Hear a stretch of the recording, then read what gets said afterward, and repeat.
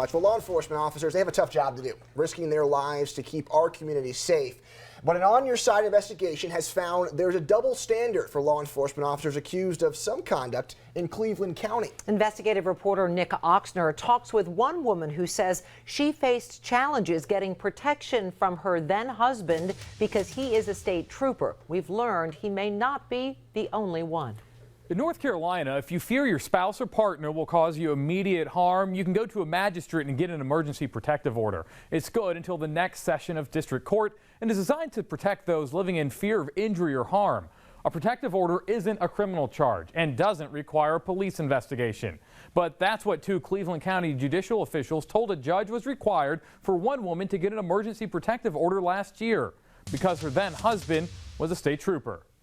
We trust police to keep us safe and the court system to uphold the law, but try to seek a protective order from a law enforcement officer in Cleveland County and the system may not help you. I don't want to sound like we give special treatment to law enforcement officers. However, I think we owe them a duty to conduct a full investigation. That's Cleveland County Assistant District Attorney Sally Kirby Turner testifying at a court hearing for Jennifer Friedel.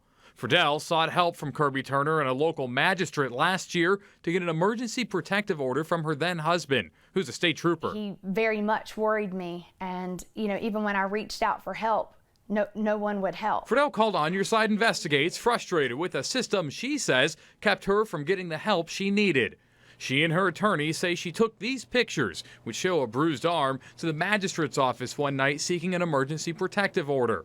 She says the bruises were from her husband. She wanted a protective order, among other things, from the magistrate that night, but walked away with nothing. Do you think the criminal justice system covered up for your husband? Absolutely, I do. Don't take Friedel's word for it. The magistrate told a judge it was her office's protocol to not issue warrants or protective orders against law enforcement officers. In this situation, because it was involving a law enforcement officer, there was a little bit more to it than just a normal 50B situation. I mean, if we look at the Chapter 50B statute, there's no exception there for law enforcement. Melanie Crenshaw is a board-certified family law attorney in Greensboro who's not involved in this case.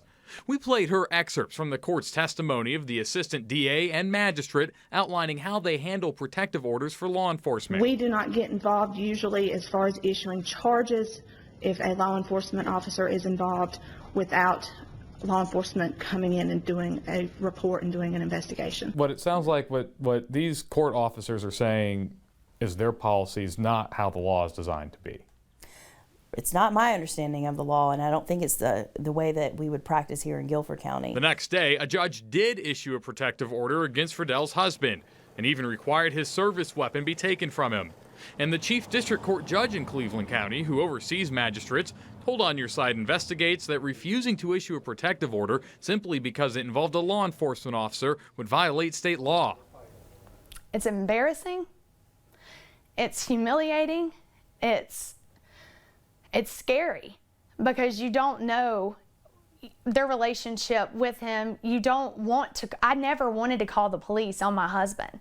I never wanted my husband to be quote unquote in trouble. I wanted help for him and I wanted help for our marriage.